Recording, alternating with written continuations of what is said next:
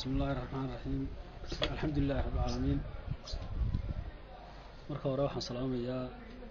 dhammaan bulshooyinka reer Soomaaliland khaasatan dhalinyarta iyo qaybaha kala duwanba. waxaan ku salaamayaa salaanta islaamka. Assalaamu alaykum wa rahmatullahi wa barakaatuh. inta kadib haddii aan ka hadlo xaaladda jirta sida maxay ahayd beesha Gabooye oo odayaashooda ama salaadiintooda ama aaqiladooda boqorkooda Suudaankooda maalmahan ugu dambeysay cabashooyin badan ay ka soo yeerisay. waxaan leeyahay dadkaasi waxa weeyaan waa dad Soomaaliland dara waana dad u dhashay Soomaaliland gobol kasta oo Soomaaliland way ka soo jeedaan oo degan yihiin waana qabiilka kaliya Soomaaliland gobol walba deegaanka ku ah ee meelino xadeysnay isagoo madaxweynuhu أو يهني ويارجع أقويه هنا سياسية ربع داير أن تاسيو محل مدحونه أو قراضي إنه قبل والباء حل اللي ما كوي يشان بارلما كان حل اللي ما كوي يشان قرصنا حل اللي ما كوي يشان حلا مدن مدحوين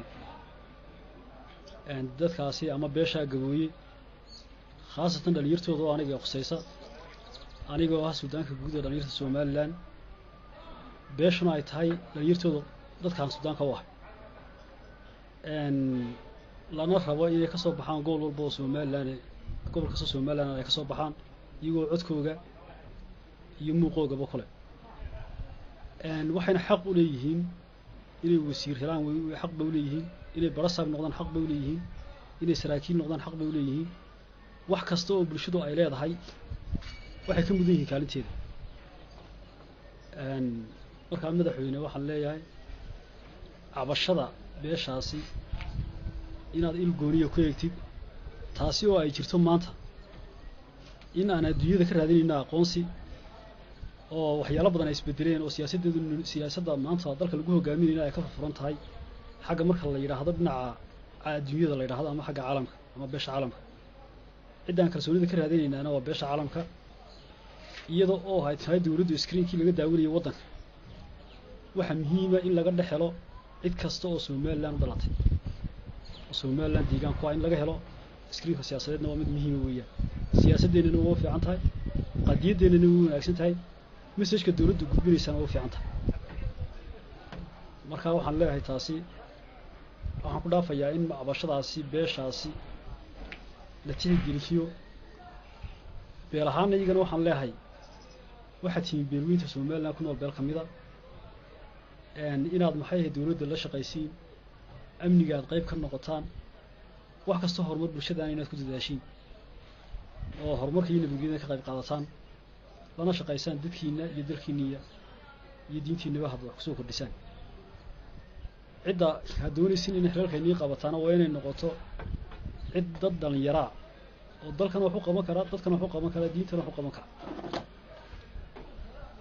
taasi intaasaan ku dhaafayaa waxa kale oo aan jecelahay inaan ka hadlo iyadna aan fariin u diro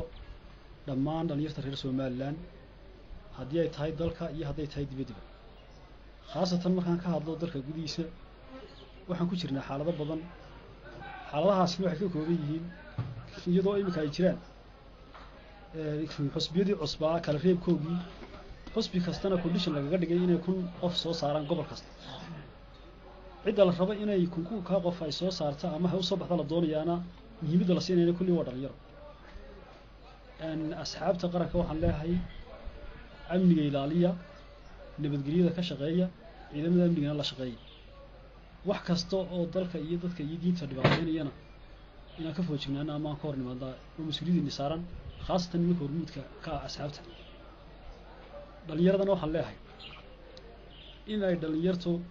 gobol kasta oo ay jirto oo dhalinyaro ka soo baxayso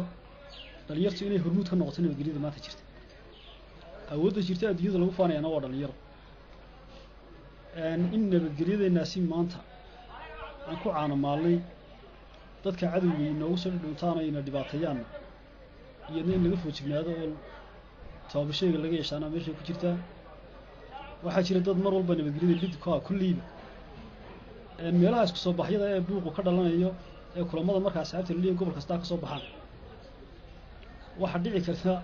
dadka nabadgelyada dhibaato ku yihiin nagu soo dhex dhuntaan xagaan dhibaatooyin ka geystaan marka dhalinyarta mas'uuliyadda saaran waxay tahay ama anigu aan gudbinayaa inay dhalinyartu ka foojignaato wax walba oo caqabad ku keeni kara nabadgelyada nabadgelyada ay adkeeyaan ka shaqeeyaan isku soo bax kastoo la isku soo baxayaana aw noqdo mid nabadgelyo u dhaca si sharaf leh oo xigmad ku jirto oo maskaxaysan oo aqoona isku soo bax kasta ku dhaco wax walbana ay inuu hirgalaan xagga dawladda iyo ganacsatada waxaan leeyahay dawladda iyo ganacsatada haddii aan isku daro iyaga jamciyo dhalinyartu waxay u baahan tahay in wax laga qabto cidda wax la qabanaysaana waa dawladda koow iyo qurba joogta iyo cid kastoo ganacsata oo maal haysata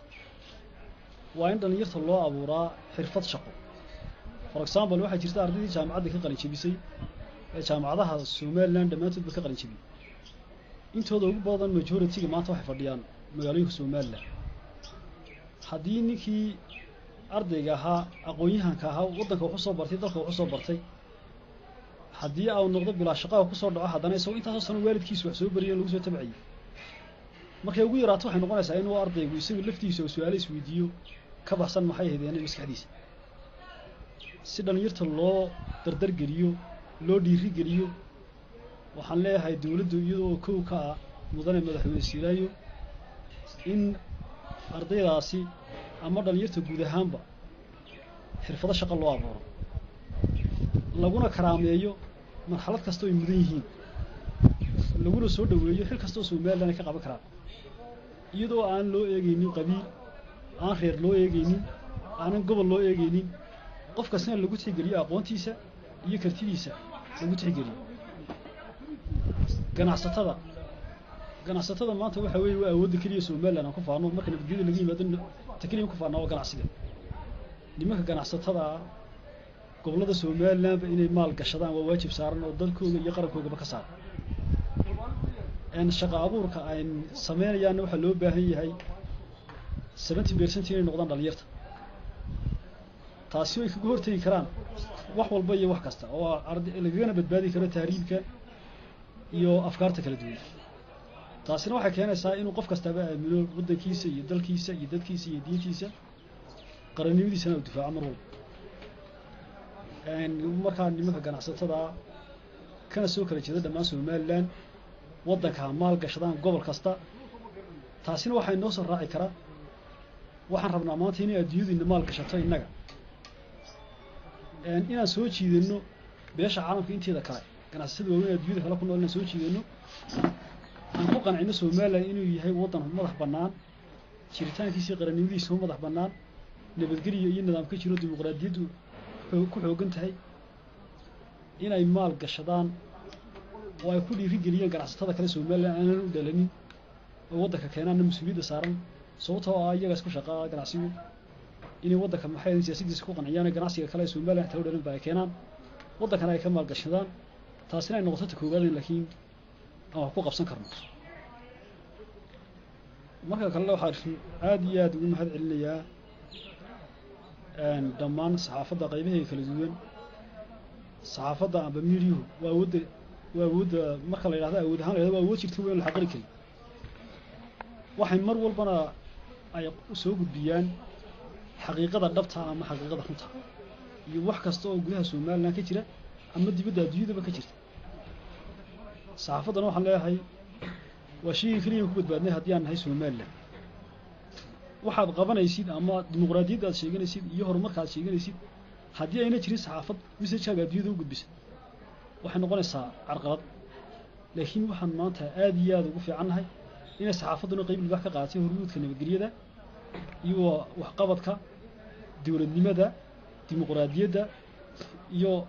wax kasta oo horumar u dalkan ama qaranka mar labaad waxaan xoog u salaamayaa dhammaan bulshooyinka reer Somaliland khaasatan dhalinyarada reer Somaliland. Assalaamu calaykum waraxmatullaahi wabarakaatuh.